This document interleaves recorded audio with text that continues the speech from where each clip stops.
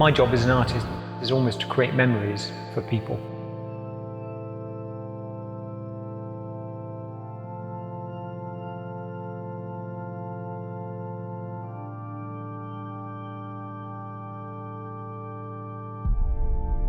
Their experience of an artwork starts when they decide to go and see an artwork.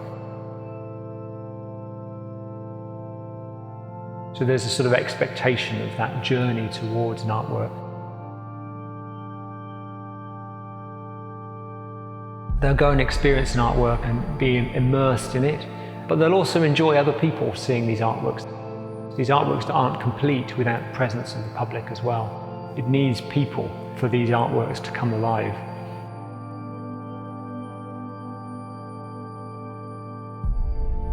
It's very nice to create an artwork that reaches lots of people, but also a broad, diverse audience.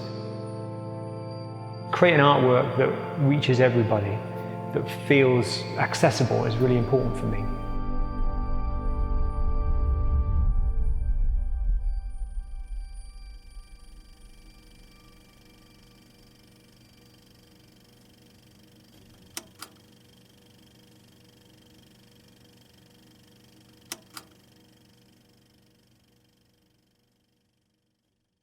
So I was brought up in the countryside in a place called Stroud.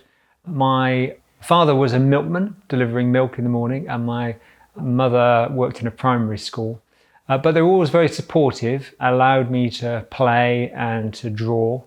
I had a place at university in the end to do art, but I also had a place at university to do engineering. I could have gone on to be an engineer, but I decided to do an art degree instead. Graduated '97, so yeah, I've been making art now for, about 28 years, and had almost 1,000 exhibitions in about 70 countries around the world. It's been quite a journey. I remember at school I was asked to make a sculpture in clay of a small couple sitting on a bench holding hands, a small little sculpture, and that was my summer holiday. My parents went away on holiday, and in the shed I found this big roll of wire, and I made this 10-foot tall kind of sculpture, wrapped it in cloth and plaster and painted it all up, and it was this giant vibrant sculpture. My dad put it on the back of his milk float and we took it to school at the beginning of September, and that was my sort of artistic response to this rubbish brief that they'd given me. But yeah, I remember at school they gave me an A-. The minus was for not following the brief, yeah.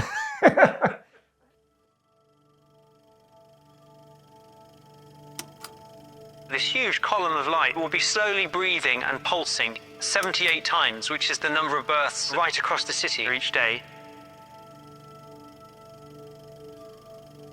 When I look up, when they have you see pictures of religious symbols and you see this, and there's a saint coming down, or Jesus, or God, or whomever. That's exactly how I look at it from up there. It changes every 5 minutes, every 10 minutes, every half hour. It's neat because you can see it from far away as sort of like a gigantic beacon, but then the closer you get, you can see all of the little, dust and debris.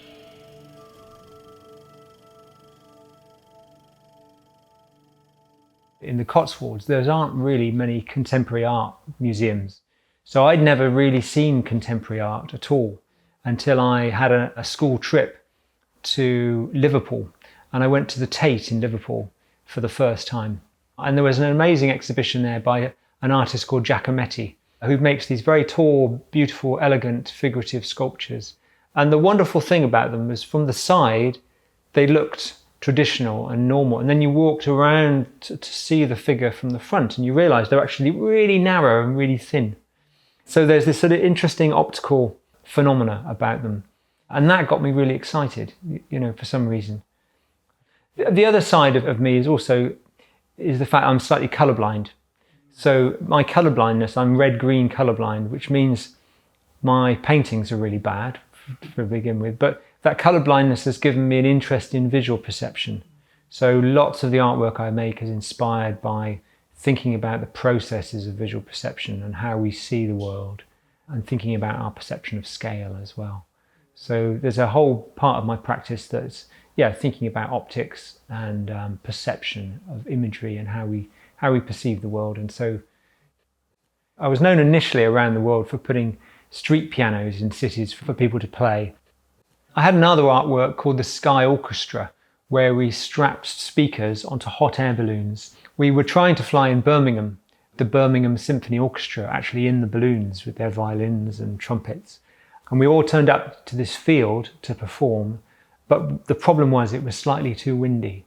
So we then had to pay all the pilots for turning up, and we had to pay all these musicians. So we'd blown half the budget.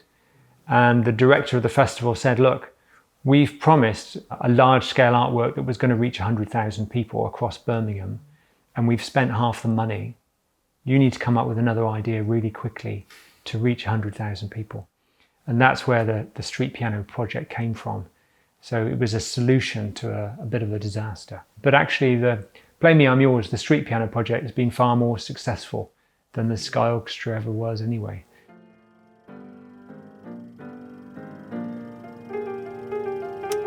We've got 30 pianos distributed across the city. There's a way to activate the urban landscapes, as a way to get people talking to one another. It's connecting people. I meet so many people already with this great opportunity, and it's beautiful. You never know who is going to meet. You never know who is going to play the piano. So every time it's a surprise. Lots of the people will have seen my artwork over the years, but they've not realised it's from the same artist. Pianos that you see at St Pancras Station or in train stations and airports all around the world, I put them there, So I ended up installing 2,000 pianos in about 70 cities around the world. Now it's become part of culture, so you see them all over the place. And they're there for anyone to play. I'm really proud of that project and the way it's brought creativity to cities globally. So I make permanent artworks for outdoors, but I also make temporary artworks, things like the Street Piano Project or the Sky Orchestra. And they're much easier in some respects to do because it's easier to get permission. So when we did the water slide down the middle of the high street in Bristol, it was quite easy to do that on a temporary basis because we're quite open-minded here. But, to try and do that on a permanent basis would be really difficult. But there's certain projects like that capture people's imagination. And then I'm sort of inundated with inquiries from cities around the world who also want a water slide down their high street. And then I have to think about what to do about it.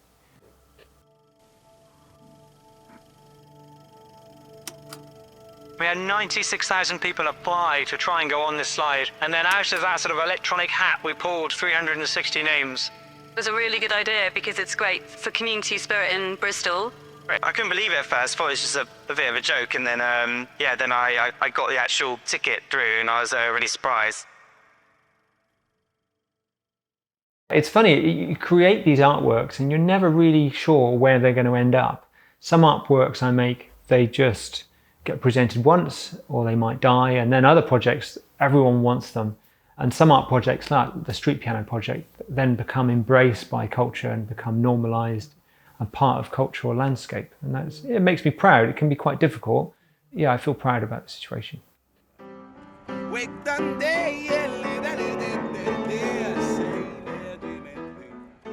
Living in Bristol, we've got the second highest tidal range in Europe. And I remember in 2001, I was cycling over the river and looking down and just seeing mud. And then about 3 hours later, you come back and it's full. So there's this 13-meter gap between high tide and low tide here in the city, which is one of the largest in Europe. And that gave me an idea to create an artwork that would be controlled by the moon. And I worked on that in 2001 for a couple of years.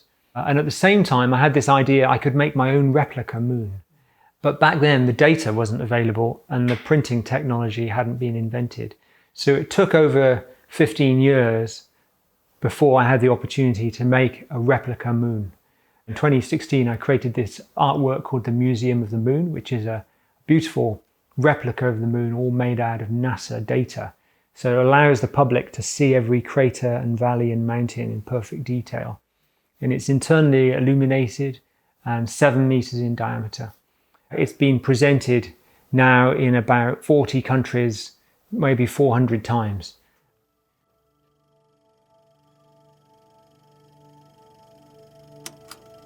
The amazing thing about the moon is it acts as a cultural mirror. So every culture has different stories and mythologies about the moon.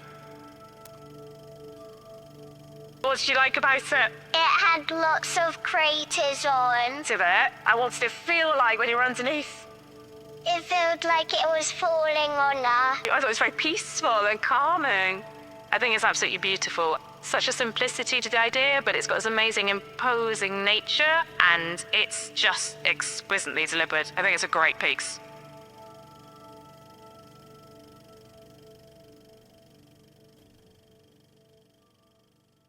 The artworks that I create, they generate lots of press coverage and very large audience numbers. So that gives me a position of power, but also responsibility to enable me to talk about issues of climate change or human health or trying to save the environment in some way. So I'm often working with charities now and scientists to help communicate their research and their findings. And I'm doing a lot of that kind of work because I'm interested in it both scientifically, but also because our world is in a state of crisis in many respects. And so as an artist, it's able to reach large audience numbers, gives me an opportunity to do my part towards it. So rather than just communicating about the issues of climate change, I'm now working with charities to actually do something about it.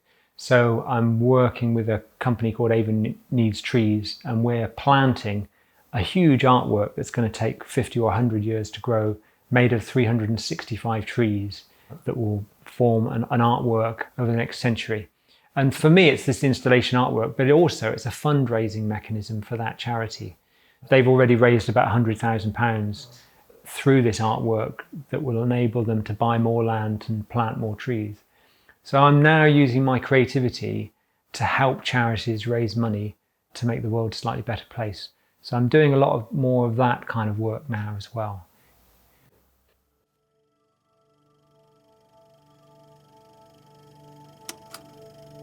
"365 trees that are arranged in sort of concentric circles. It's almost like a Stonehenge, but made of trees. For me, when I'm in the woods, I just feel like more free and more like able to like be myself. The Museum of the Moon and the Earth artwork have financially been very successful. So it's enabled me to set up something called the Jerram Foundation, and that gives money to arts colleges around Bristol and schools around Bristol. And then we've got a program that supports young artists. It's really, really rewarding to actually do that kind of work as well. So there's now a sort of charitable side of my practice that I'll be developing over the coming years. Because art is incredibly powerful and useful, and financially it's been amazing for me. I think we've had almost 1,000 exhibitions now. But once you've had 1,000 exhibitions, what's next? So it's really nice to use that power and influence and money to then actually physically change the world by restoring schools and supporting arts and education. So that's my objective. Through the foundation in Sierra Leone, we did a lovely project installing streetlights across the city of Freetown, where they have power blackouts 3 times a day. And so light is vital. Coming up with kind of creative solutions to problems is something that I like doing. You don't necessarily have to make something that looks like art. Sometimes the most interesting artwork doesn't actually look like art at all. It's just a creative solution to a problem.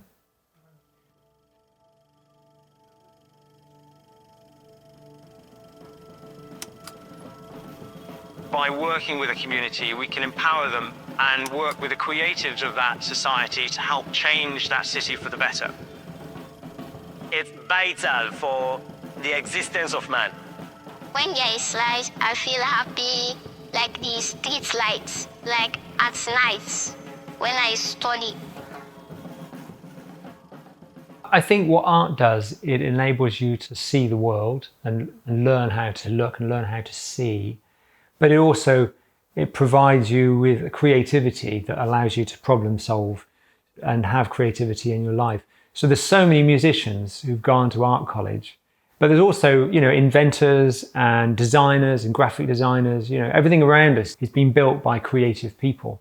And that creativity starts by going to school and learning how to see and how to make things with your hands and how to ask creative questions and see the world in a different way. So art education is really vital, not just for the art world, but also for the design, the theatre, the music scene, everything we really value in society.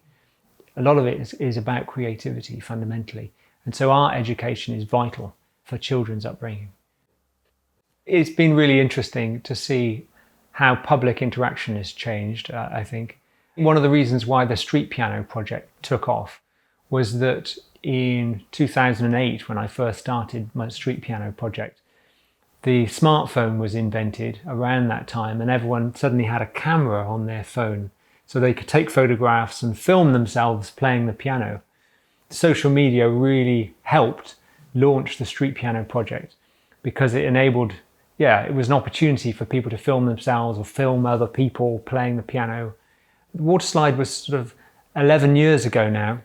So there was a few people there holding up cameras, but if we were to do the water slide now, there'd be 20 drones in the sky, everyone would have head cameras, people would there'd be film cameras all the way down the entire thing.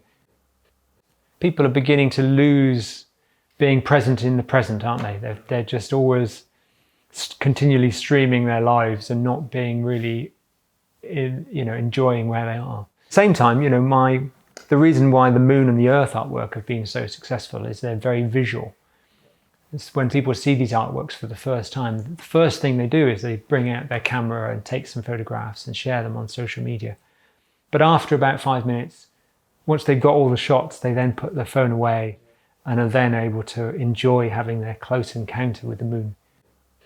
When you see the sculpture of the moon I've made is 500,000 times smaller than the real thing. And yet in space it seems really big. So there's this sort of strange relationship you have of scale.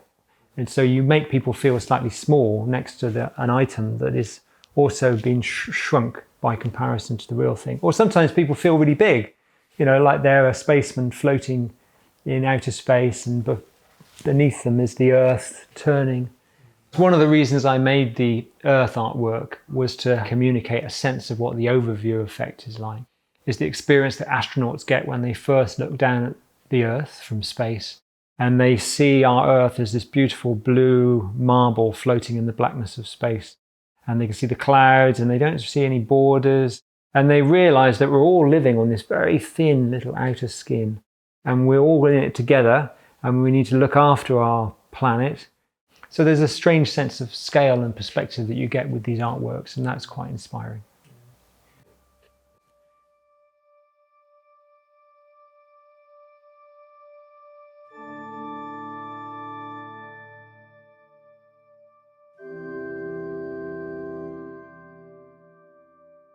I'm hoping now through the foundation I'm going to be physically doing work that's going to make the world a better place.